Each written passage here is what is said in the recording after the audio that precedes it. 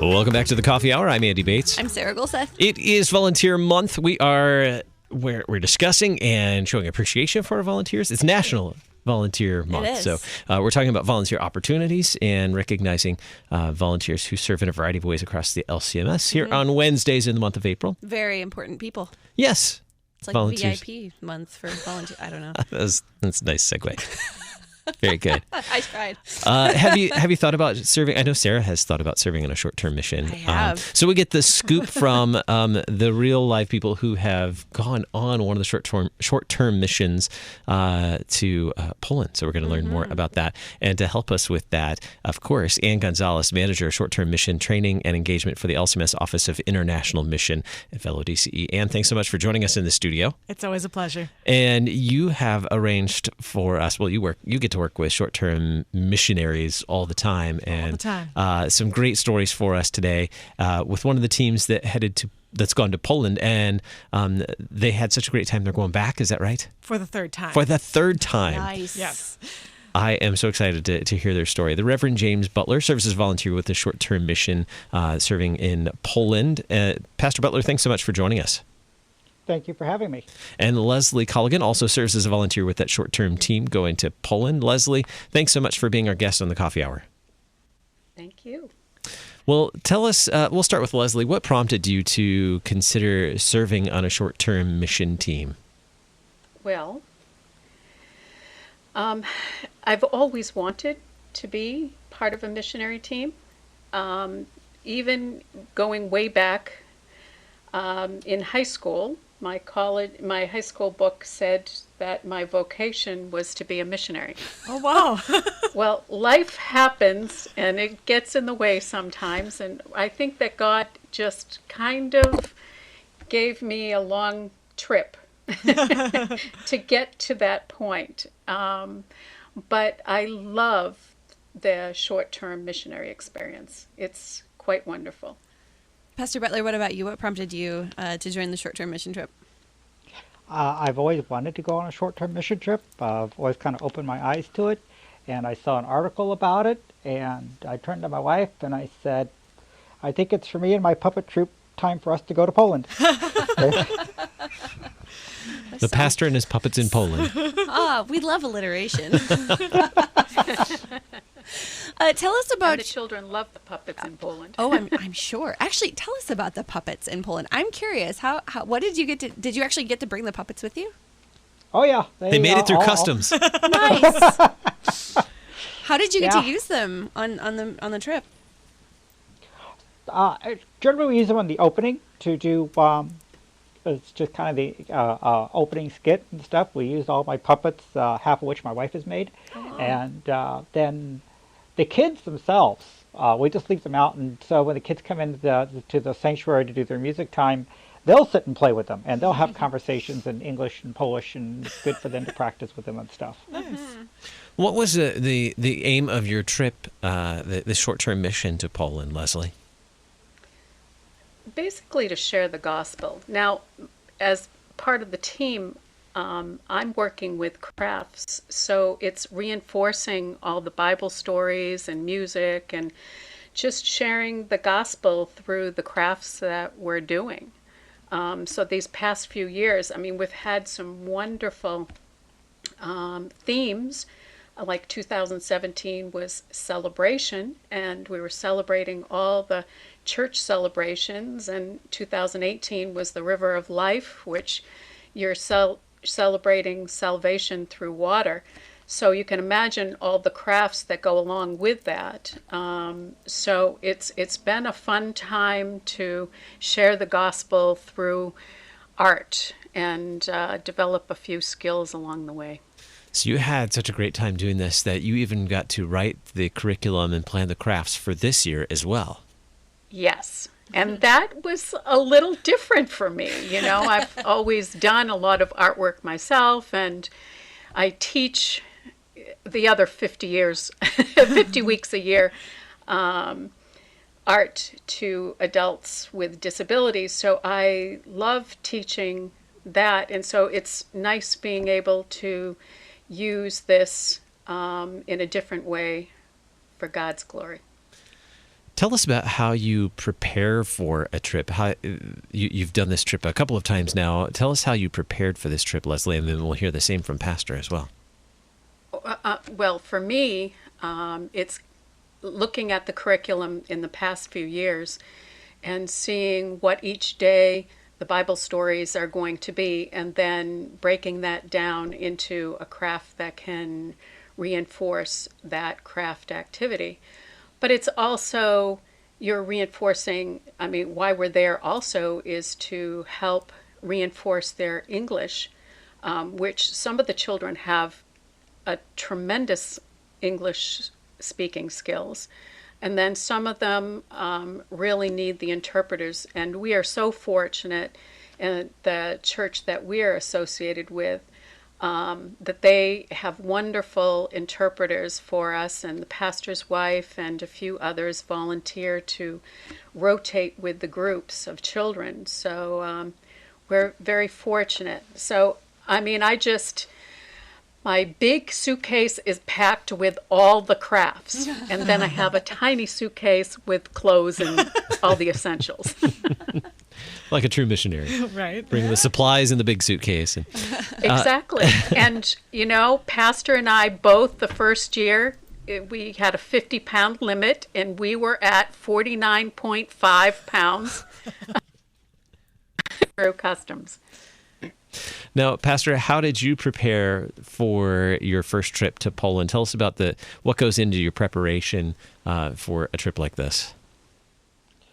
Well, as the leader of the group, it's all kinds of different things for me because, it's not only just the curriculum and studying it and preparing the Bible stories and figuring out how I'm going to creatively bring this into these kids.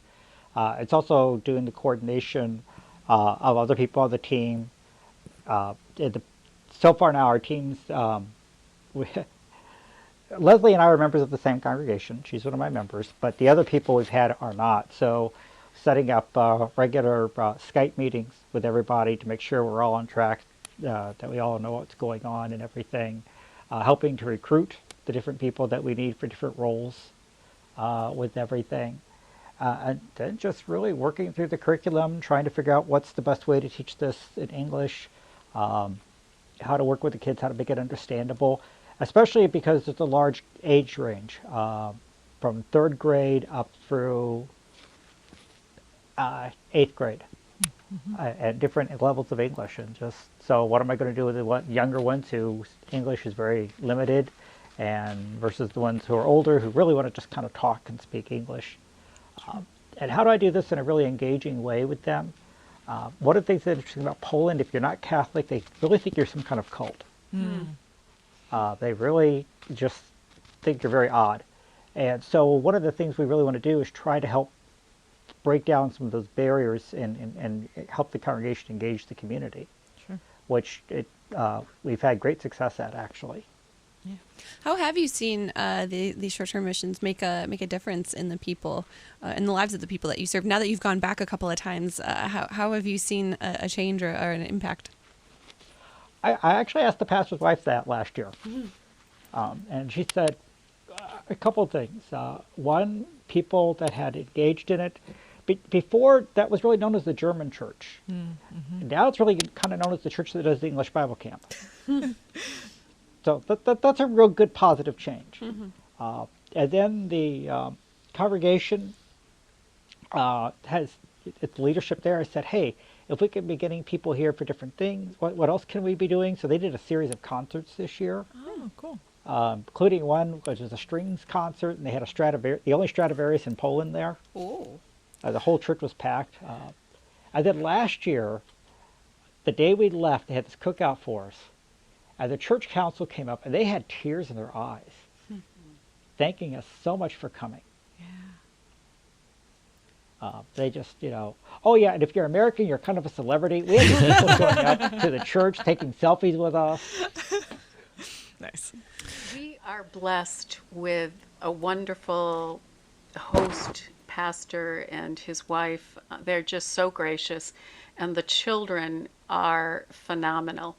The children that come back to us, the kids that we think are probably aging out, still want to come back, and if at all possible, help with the camp so that they can still come even though they've kind of aged out of the situation. So they enjoy us, and we're just not their norm, I guess. And they like having fun with us and learning through us. So it's been a wonderful experience on all aspects. And we're recognizing volunteers this month. We recognize and we're thankful for volunteers all year long. But this month specifically, recognizing the volunteers through the LCMS. And, these trips are made up of volunteers. All volunteers, yes. And actually, it is not too late to volunteer to go to Poland this summer, but the application deadline is April 14th. Ooh. So go to lcms.org/service, download your application, and Today. email it in. Today. Yep. Today, Right because now. that's just a few days away. Pause the podcast. Go and get your application. Where do we find the application and information on the short-term missions like this? lcms.org/service. If you click under individual service, you can download the application there. lcms.org/service, where you can find out more about opportunities to serve like this, like the what is this particular trip to Poland called? English Bible Camp. English Bible Camp Yes. in Poland. So you can check that out. And the deadline for that one is April 14th. So you want to do that right now.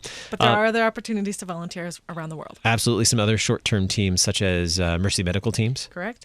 And we have some opportunities in Jamaica for construction teams. Wow. And there's just a variety of opportunities.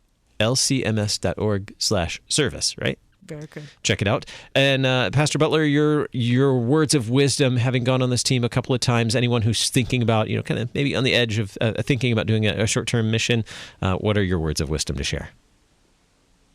Leslie, you want to go first? I would just say you will not be unchanged. We sometimes I think that we get more out of this than the people that we're serving, because it is truly a blessing to be able to serve others in this way. And I would just echo that. You will come back changed. You will come back excited for mission and excited to say, how can I have an impact in my community like I've just had with these people over there? And you'll just want to take other people back with you. Outstanding. The Reverend James Butler, volunteer with LCMS Short-Term Missions, that English Bible Camp in Poland. Thanks so much, Pastor Butler, for being our guest. Thank you for having me. Leslie Colligan, volunteer with LCMS Short-Term Mission. Thank you so much for being our guest on the Coffee Hour. My pleasure. lcms.org/service. Ann Gonzalez, thanks so much for being in the studio with us today. Thanks for having me. That does it for the Coffee Hour. I'm Andy Bates. I'm Sarah Golseth.